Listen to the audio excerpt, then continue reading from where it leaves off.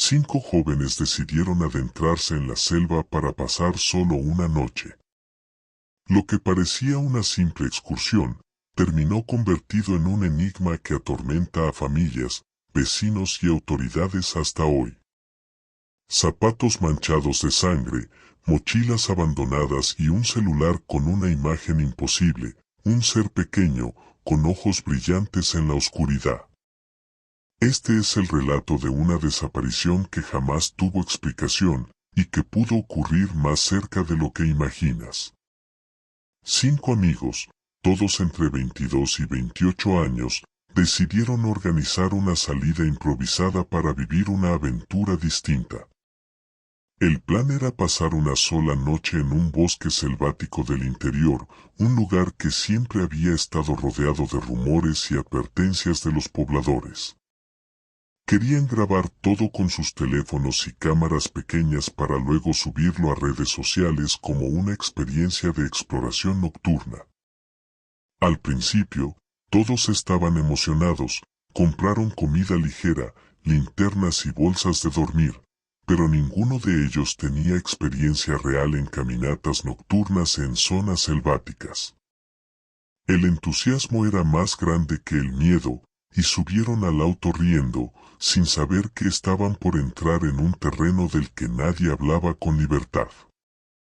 El trayecto en auto fue de apenas una hora, y durante él, grabaron bromas, risas y comentarios sobre las historias de tribus escondidas que, según algunos ancianos, aún habitaban en esas selvas.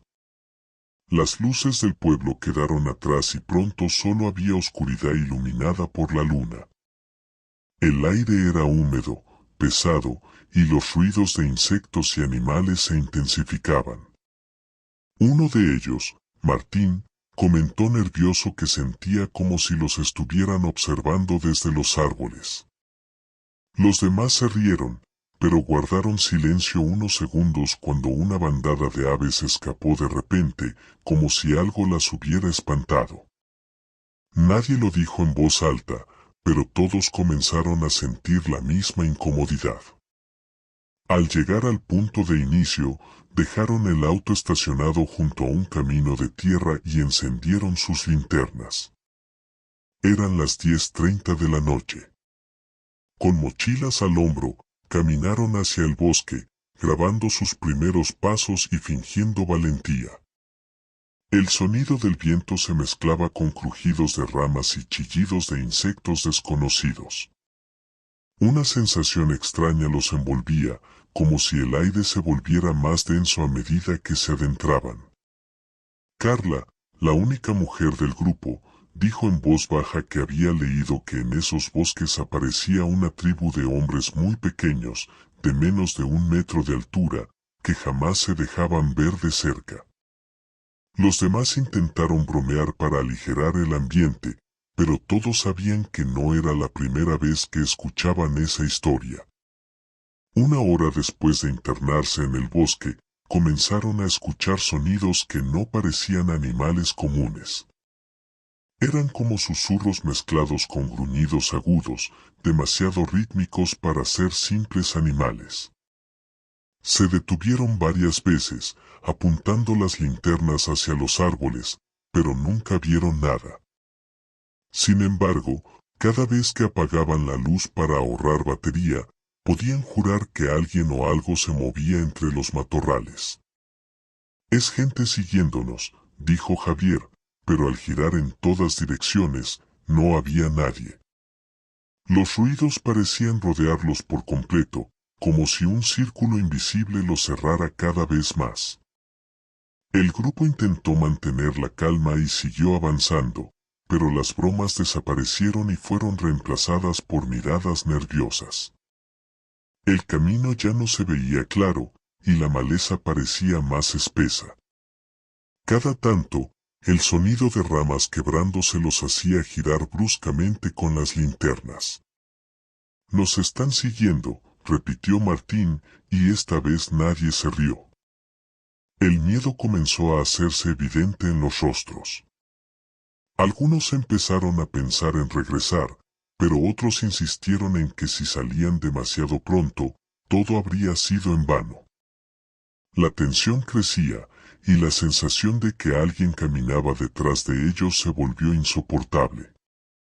Cerca de la medianoche, cuando decidieron descansar unos minutos, ocurrió lo inesperado. A unos 10 metros, en la penumbra, vieron claramente una figura pequeña, más baja que un niño, que los observaba inmóvil. Al iluminarla con la linterna, desapareció corriendo entre los árboles con una velocidad inhumana. No parecía un animal. Era un hombre, pero pequeño, dijo Carla temblando. Los demás intentaron negar lo que habían visto, pero todos sabían que lo habían presenciado. El silencio del bosque se hizo aún más pesado, como si todo alrededor hubiera estado esperando ese momento. El miedo se apoderó de ellos y decidieron regresar de inmediato. Pero pronto se dieron cuenta de que no recordaban el camino exacto. Intentaron orientarse con el GPS del celular, pero la señal era débil y se perdía a cada minuto. Mientras caminaban, los sonidos extraños se intensificaron. Algo se movía paralelo a ellos, siempre oculto entre los árboles. Nos están guiando a propósito, murmuró Javier, y todos comenzaron a caminar más rápido, casi corriendo, sin importar hacia dónde. La selva parecía cerrarse, cada árbol era igual al anterior, y la desesperación comenzó a invadirlos. Las horas pasaban, y el grupo estaba exhausto. No habían salido del bosque, y las linternas comenzaban a fallar por la batería baja. Cada vez que la luz se apagaba, juraban ver siluetas pequeñas a la distancia, con ojos que brillaban en la oscuridad. Nadie hablaba ya de grabar videos, todo era pánico y sobrevivir. En un momento, escucharon un grito lejano que ninguno pudo reconocer como humano. Fue entonces cuando Carla, desesperada, gritó que debían dejar parte de sus cosas para aligerar peso. Tiraron mochilas y objetos, sin importarles nada, con la esperanza de salir. De repente, los ruidos se detuvieron. El bosque quedó en un silencio absoluto, tan profundo que parecía irreal. El grupo se detuvo, dudando si eso era una buena señal o la peor de todas. Los 5 se miraron sin saber qué hacer. Y en ese silencio, escucharon algo que los heló, pasos diminutos alrededor de ellos, pero que nunca se acercaban demasiado.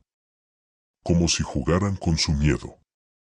Esto no es normal, alguien nos quiere asustar, dijo Martín, pero ni él mismo creyó sus palabras.